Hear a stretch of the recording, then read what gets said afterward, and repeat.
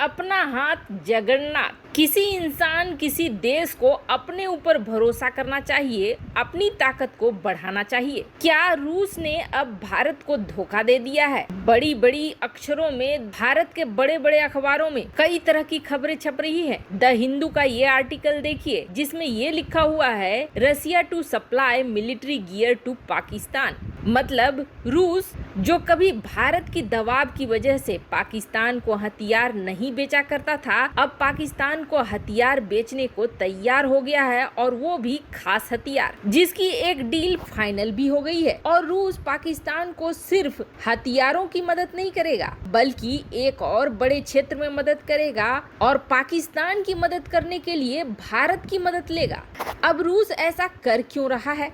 रूस ने तो अभी कल ये कहा था कि भारत के साथ ऐतिहासिक संबंध है, चीन के साथ कोई सैन्य समझौता करने नहीं जा रहे हैं। तो फिर भारत के सबसे बड़े दुश्मन पाकिस्तान के साथ ऐसा क्यों कर रहा है रूस? क्या भारत को रूस के द्वारा एक बड़ा धोखा दिया जा रहा है? दरअसल पाकिस्तान पहुंचे रूसी विदेश मंत्री ने ये बयान दिए हैं, किसी औने पौने आदमी ने नहीं दिए हैं, इसलिए ये बयान मायने करता है। और एक डील भी फाइनल हो गई है कि रूस 50,000 AK-103 राइफल्स, जो कि काफी घातक है, वो पाकिस्तान को देगा। इसके अलावे ये भी कहा जा रहा है कि पाकिस्तान को हेलीकॉप्टर्स और कई महत्वपूर्ण हथियार देने के लिए रूस तैयार हो गया है। पाकिस्तान के पास भले ही अच्छे हथियार न हो, लेकिन अगर रूस उसे अच्छे हथियार देता है तो इसका इस्तेमाल वो भारत के खिलाफ ही करेगा। और बात रही पैसों की, लेकिन रूस के इस ऐलान से भारत को न तो डरने की जरूरत है और न ही भारत को घबराने की जरूरत है। इसकी बड़ी वजह है, उस पर भी बात करेंगे कि भारत के पास इसका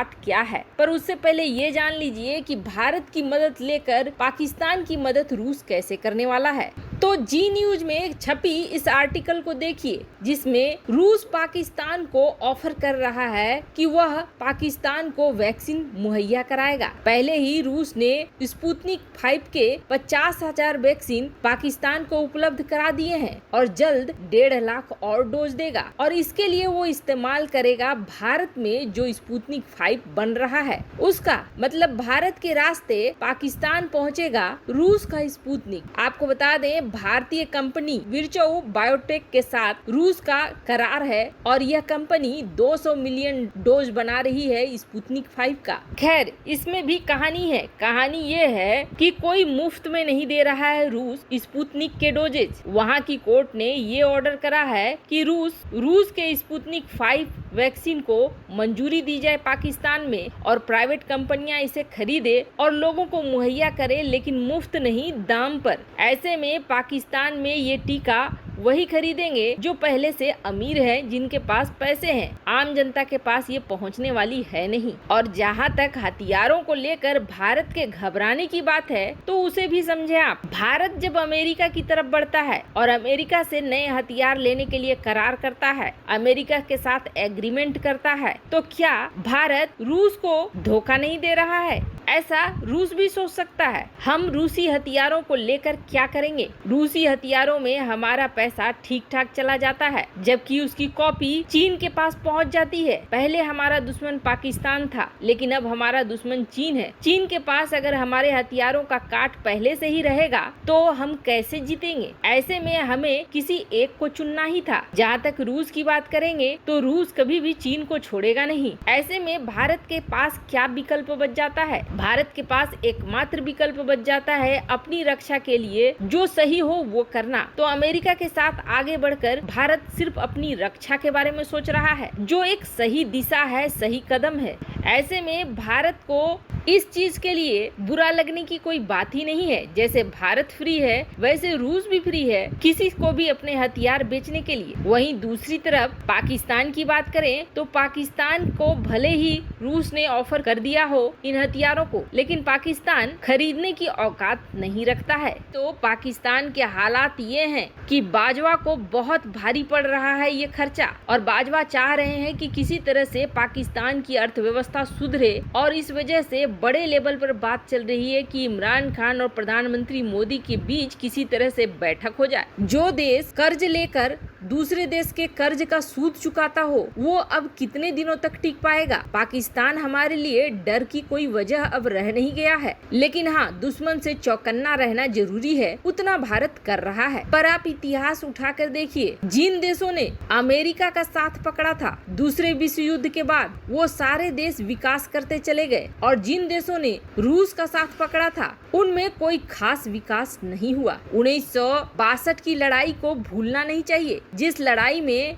जब चीन के साथ लड़ाई हुई तो रूस ने साफ साफ ये कह दिया था, एक तरफ मेरा भाई लड़ रहा है, एक तरफ दोस्त लड़ रहा है। उस वक्त भी रूस ने चीन को महत्व ज्यादा दिया था। जैसे उस समय रूस की ये मजबूरी थी, वैसे ही इस समय भारत की ये मजबूरी है कि भारत अपनी रक्षा करने के लिए अमेरिका के साथ समझौते कर रहा है। वहीं दूसरी तरफ पाकिस्तानी सेना प्रमुख जनरल कमर जावेद बाजवा ने भारत के साथ बातचीत शुरू की है, ताकि दोनों देशों के प्रधानमंत्रियों के बीच मुलाकात का रास्ता साफ हो सके। ब्रिटिश अखबार फाइनेंशियल टाइम्स ने इस पूरी बातचीत से सीधे तौर पर जुड़े सूत्रों के हवाले से ये दावा करा है। अखबार का कहना है कि भारत और पाकिस्तान के बीच इस शांति बातचीत में संयुक्त अरब अमीरात मदद कर रहा है। जनरल बाजवा ने भारत के राष्ट्रीय सुरक्षा सलाहकार अजीत डोवाल से कहा है कि वह कश्मीर में लड़ाई रोकने का ऐलान कर दे। अखबार ये भी कह रहा है कि अगर सारा कुछ ठीक ठाक रहता है, यूएई के शासक मोहम्मद बिन जायद अल नहयान के इस पहल के बाद भारत और पाकिस्तान के बीच शांति स्थापित होती है, तो अगले 12 महीने में भारतीय प्रधानमंत्री नरेंद्र मोदी और पाकिस्तान के प्रधानमंत्री इमरान खान के बीच बैठक हो सकती है, जिसके लिए बड़े स्तर पर बातचीत चल रही है। वैसे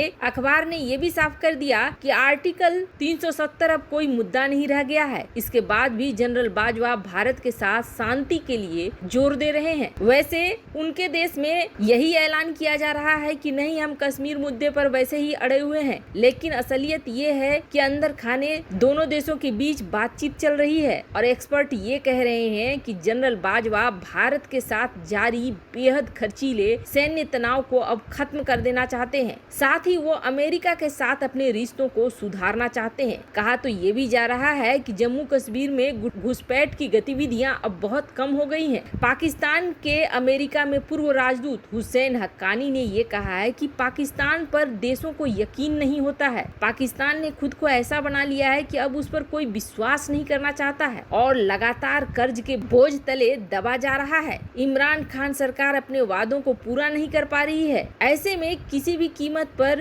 पाकिस्तान को भारत के साथ शांति बहाल करनी ही पड़ेगी। वहीं दूसरी तरफ रूस के बड़े ऑफर के बावजूद बाजवा ने भारत के लिए लिया है बड़ा फैसला। आखिर क्यों लिया है बड़ा फैसला? वैसे आपको क्या लगता है, क्या पाकिस्तान और भारत की दोस्ती अगर हो जाती है तो ये लंबे समय तक टिक पाएगी? कमेंट कर अपनी राय जरूर बताएं। जल्द मिलते हैं अगले वीडियो में नई खबर के साथ।